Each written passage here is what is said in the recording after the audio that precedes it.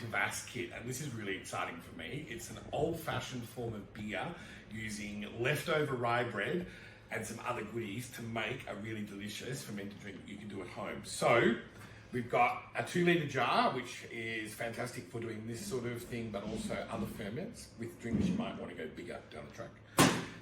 Honey and malt, which is going to give sweetness as well as body and feed the yeasts. Dried raisins. They will also feed the yeast. They feed the yeast. Tell you, yeah.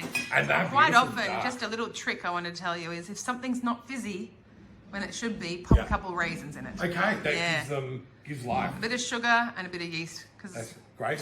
Dried peel.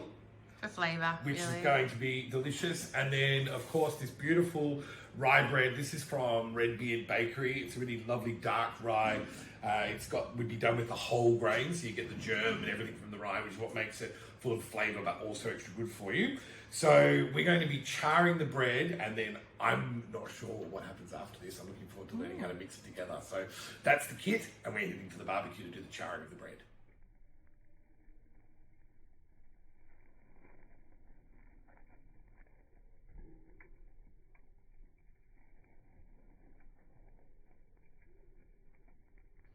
So we've charred the bread, and it's now time to make this delicious Rye Kvass.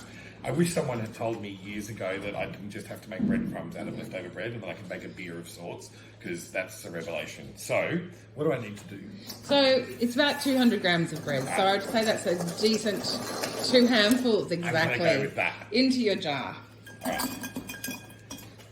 You can see the jar. Don't worry, because the bread's like a sponge and it's going to suck up all of that, all of that dry bread. Oh my goodness. Yep. So pop in the sugar. Okay. Which you've already pre-measured to, I think it's about 150 grams. Yep. And this is now this looks like is it like a golden caster, is it? It's just a raw sugar. Yeah, raw sugar, okay. But, we can, this is your first base recipe, we are able to play around with sweetener all you like. You can use maple syrup, you can use fruit. And I always like anything away from the white sugar, like slightly golden or darker or whatever gives it a bit more flavour, and there's kind of a bit more going on for the little critters we want to grow. I do collect different kinds of sugars for that reason. We're just going to try basic sugar because it's easy to dissolve in the water as well. Very good. A handful of raisins, or not a handful. That's now I see your hands. I'm just like, no. Yeah, my hand could be a bit of that. Just some raisins, and then we've got some mandarin peel there. Do you want to put one of those in? Let's do that. And that's it does balance out. Oh my gosh. They smell amazing. They smell better than a fresh mandarin. I know. There's something about drying the peel that does that. I mean, the reason we want a bit of citrus is because what we're doing, see how rich and caramelly the bread is? Yeah. And then you've got honey and sugar. It's going to be a very rich thing, so the citric acid balances it out.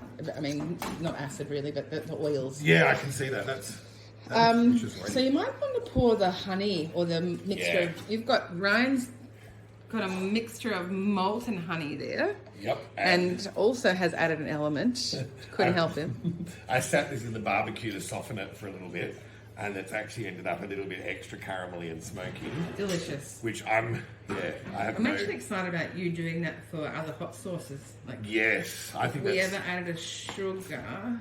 Yeah, to make like a smoky honey glaze. I'd love to do it with that fermented garlic honey that you do. Yes. Because I think how that lasts for so long, but if you could add that smoky element. Oh, my goodness. I just want to get well done. And you're using a spoon. That was actually hand carved by the person who dried the mandarins for me. I love that. I know, so sweet. Okay.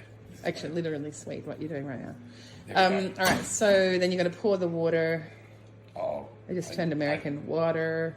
I knew this was a bad idea. Touching it. Don't touch your beard. Oh, you can't lick your fingers because of your beard. Oh, I got it. Can you? I got it. Wait, can you? All right. Okay. And now pour that water in. Here it goes. All the way? Yep.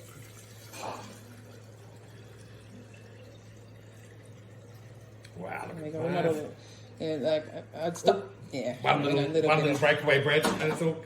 Oh my God. That's really satisfying. Well, it's going to be more satisfying when you drink it. Yeah.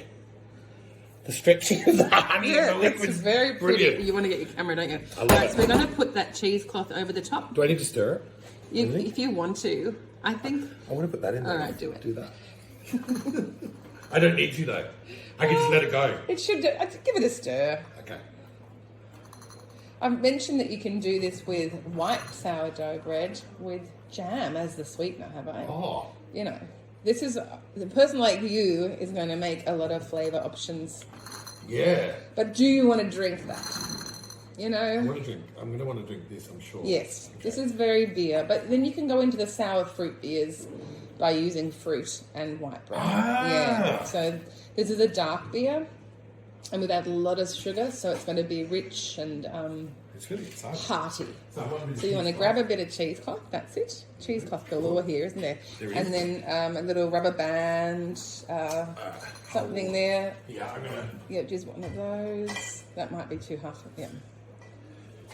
Comes back with that. That might be very hard. No, it's going to be all right. Oh, Oh, hang on. I might have had to get you a... Oh, no, you're doing it. Yeah.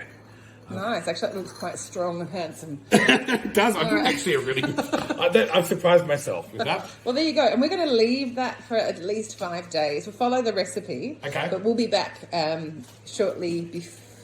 You'll be seeing it, yeah. Yeah, to check it out. Now tell me, the cheesecloth is so that there is plenty of oxygen that can get in? Yes. So we want oxygen.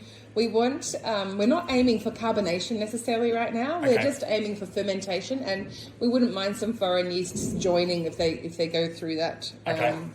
cloth. We don't want any critters. When your pH lowers, you can invite vinegar bugs, and that's just the worst thing. And we don't want that. Okay, so... We always put cloths. So Yeah. you can use a tea towel. Right now, you guys have got a piece of cloth with your kit. But if you go bigger and you're using a saucepan or a big Yeah. bucket, just use a towel. Like when I love this and want to make a barrel next Yeah, week. you will. So you just got to scale this up. I'm excited. So Right.